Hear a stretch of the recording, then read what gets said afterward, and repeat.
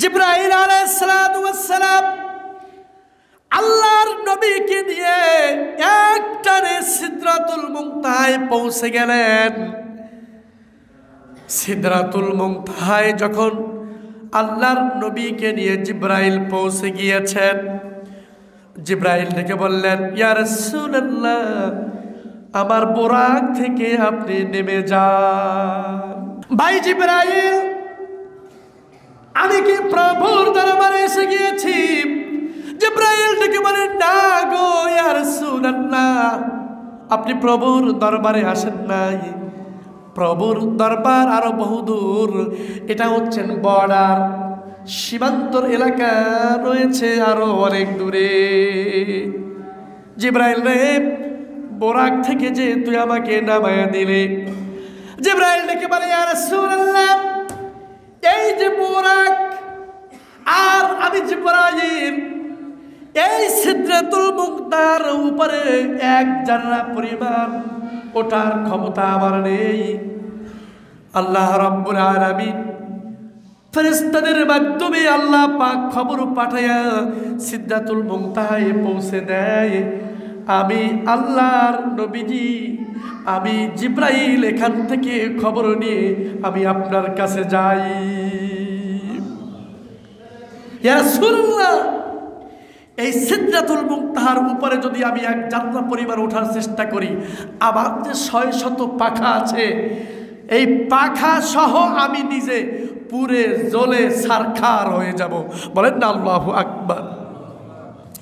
ওগো নবীজি, এখন আপনাকে বহন করার জন্য, আপনাকে নেওয়ার জন্য রফরাফ চলে আসবে। কি চলে আসবে?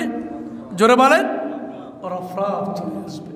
হাদিসে পাক মুবারকে আল্লাহ রসুল যে বর্ণনা করেছেন, আল্লাহ রসুল বলছেন যে বোরাকের যে গতি পাওয়ার ছিল, এই যে বিজলির থেকে বারকুম থেকে বোরাক, এই বোরাকের যে গতি পাওয়ার ছিল, আল্লাহর নবী বলেন এই বোরাকের গতি পাওয়ার চাইতে কয়েক হাজার গুণ গতি পাওয়ার হচ্ছে রফরফের। বলেন না সুবহানাল্লাহ।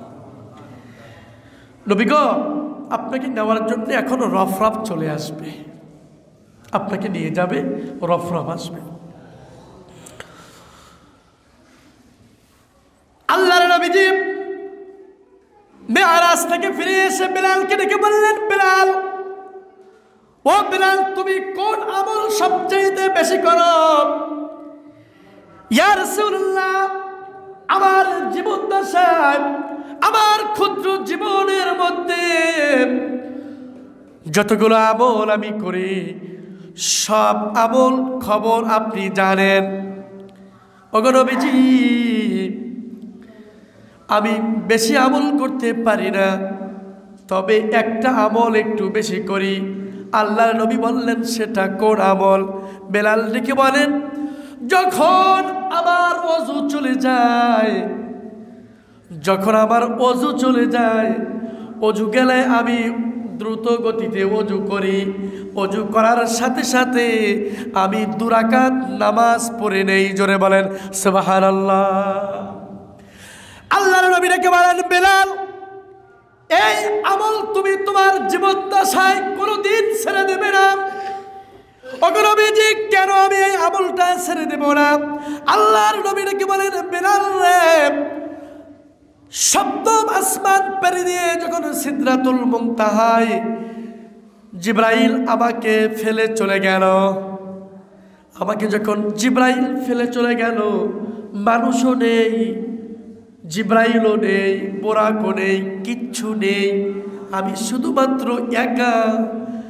যখন ফেলে চলে গিয়েছে, তখন আমার মনে হয়, বেলাল, তুমি আমার চারিপাশে হাঁটতেছো। জোরে বলেন সুবহানাল্লাহ।